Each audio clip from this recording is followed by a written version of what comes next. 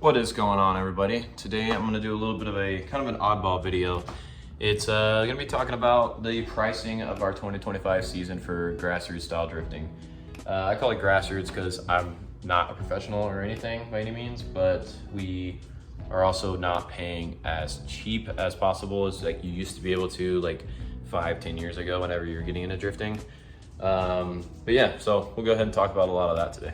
Also, I was gonna show off a little bit that I kind of redid some of the walls in the garage and painted the garage doors, so they look a little bit nicer for the video. I didn't like how this wall was just like stained with stuff from the previous owner, and the drywall is all destroyed, so that's why you can see that line.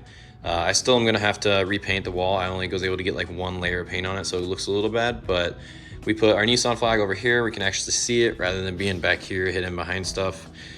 This table used to be over there and now it's over here, and we're able to utilize it for engine parts, and it's not above a like sewer line. If something was to break on that, it's not going to go on all the engine parts, so that's good. Anyways, let's get to what actually matters and what we're talking about, which is the cost of 2025 Grassroots style drifting for us. Obviously, everything I'm saying in this video is going to be my cost of what it cost me. Everyone's will be a little bit different, more or less. But this is just for my cost of the 2025 season. We were only able to do 4 drift events this year, which sounds kind of insane because of the price you're gonna hear in a bit. It sounds like I spent an insane amount of money.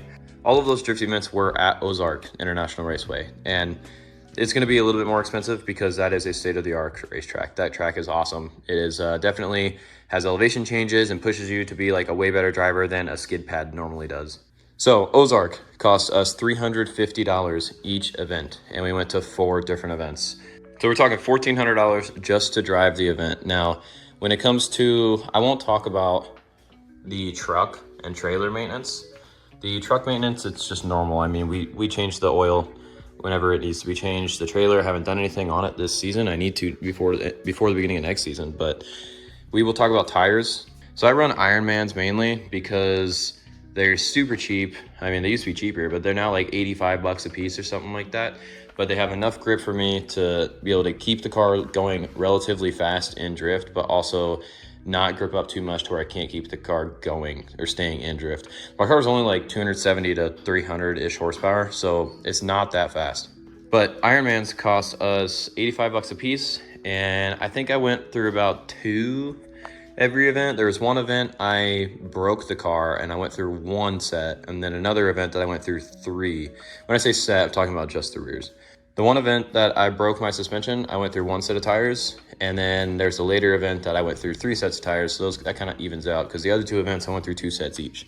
So we'll say 2 sets each event, 85 bucks a piece. That would be $340 per event for just tires in the rear, $1,300 on tires for the season. Now, cost of maintenance for the car. So cost of maintenance for me would just be basically changing all the fluids and repair of anything that breaks. So like we broke the suspension, this is gonna be kind of goofy because like we broke the suspension and I went ahead and upgraded it. So that's gonna go into the total cost of what I spent this season to drive. So for oil changes, I run T5 15W40 engine oil, and these engines love it. I was told years ago, I don't even know who told me to run this oil, and I've had nothing but good luck with it so far. I ran it in all my KAs as well, and the KAs just loved it. I drove my KA for like 5 years, just beating the shit out of it every single weekend. A Rotella from Walmart is like 20 to 25 bucks. Let me double check real quick. Yeah, so online it says it's $22, and then I have to get a new oil filter, which is about like 5 to 8 bucks. So we'll round that up to about $30 for an oil change. Obviously, I'm doing the maintenance myself, so no labor is going to be involved. But it's about $30 for an oil change. We did that 4 different times, so that's $120 for oil.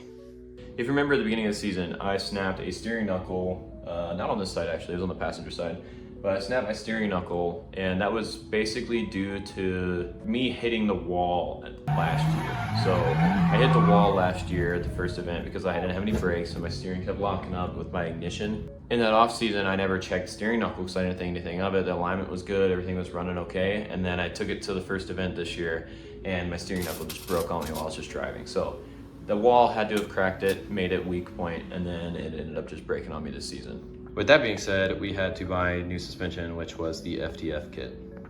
There's a video of me installing this FDF kit. It is gold, looks super sick. We ordered the FDF kit through Drift HQ, and FDF is made in Canada, so at the time I was gonna have to pay tariffs to get it in here, which is gonna cost me a ton of extra money. And I didn't really want to pay that, so I was talking with Drift HQ, and they went ahead and gave me like a fat discount that just basically gets rid of all the tariff costs. So this FDF kit with the custom paint color, which the custom paint is like an extra 200 bucks, but I wanted it to be gold to match the engine bay. It was $1,800.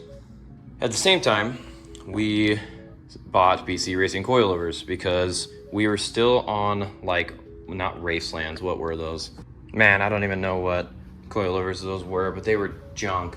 But we were running those coilovers for the last like 7-8 years, and they did okay, but they started seizing and the whole car was hopping in the rear, and it was just the car was not having a good time. So we went ahead and bought the BCs, and they're basically brand new. The only thing that they did was just mount on my buddy's R32 Skyline. So I bought them off of him, threw them on here, and they've been amazing, honestly. They have Swift springs, and because they were used, he sold them to me for 800 bucks. So that actually saved us quite a bit of money, because if you go buy brand new BC coils with Swift springs, you're spending like $1,500. Now, there was a couple other things I had to do at this last event. I'll put a video over and you can see, I'll slow it down a little bit. You can look under the car and you can see my exhaust gasket is falling out of the car. But replaced that gasket, and my trans seal in the rear started leaking at that last event as well. So I had to replace that little seal and replace all the fluids, the fluids are a little bit expensive. So the transmission stuff, the seal for the rear of the transmission was 20 bucks, and the quartz were $25 a piece. And I believe we needed like 4 of those. So it's about $120 if you add all that up. So throwing gas into the mix, I spent about, it's $40 to fill up the tank. It's a little over 40, but we'll say 40. Fill up the tank, and we did 3 full tanks for the last 3 events. And then the first one, when the car broke, we did about a half. So that'd be 40, 80, 120, and 140. So we're now at about 57.50. If you were to add up the oil changes and like tire life or mileage, whatever you're putting on the truck, it's gonna cost a little bit, but I'm not gonna add that into this total price. But something else you gotta realize, what are you doing, Psycho? What are you doing?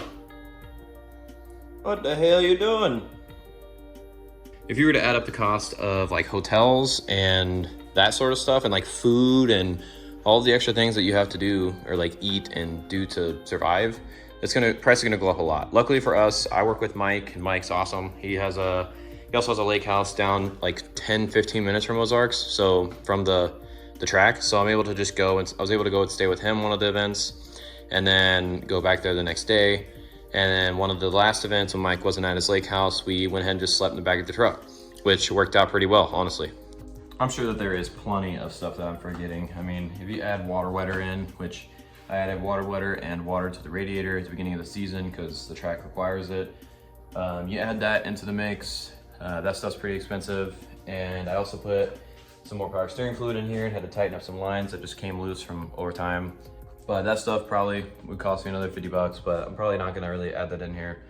Overall, the 2025 season has cost me a little bit less than $6,000. It sounds kind of crazy for Grassroots event. If I was to win the competitions, I could have gotten a couple $1,000s back, but I obviously did not win. My car is a wee bit slow, and I am not as good of a driver as everybody else is. But huge shout out to Ozark Drift Parts. Zach helped me out a lot this year, and if you guys need anything from him, hit him up on Facebook or hit up the Ozark Drift Parts page. And also you can check out the eBay. There's tons of like 240 parts, 350Z. Most recently I saw he had a bunch of like 3000 GT stuff. So literally anything you guys need for parts, hit him up. He's got everything. For 2026 season, we are hopefully going to have a bigger turbo, and I gotta double check, do a bunch of maintenance, make sure everything's okay with the engine. But bigger turbo, hopefully we can get a roll cage in as well. That'd be nice to get some harnesses and be able to go to some other events that require cages. We're also building another RB25 engine. I have the head over here, and I gotta finish taking apart the block, but I don't wanna take it apart the rest of the way until I have the money to afford pistons and rods and all that, and the whole bottom end stuff, which is an astronomical amount of money. But overall, if you like the video, like it, share it, and subscribe. You'll see a bunch of future builds and stuff like that. So I will see you guys in the next video. Peace.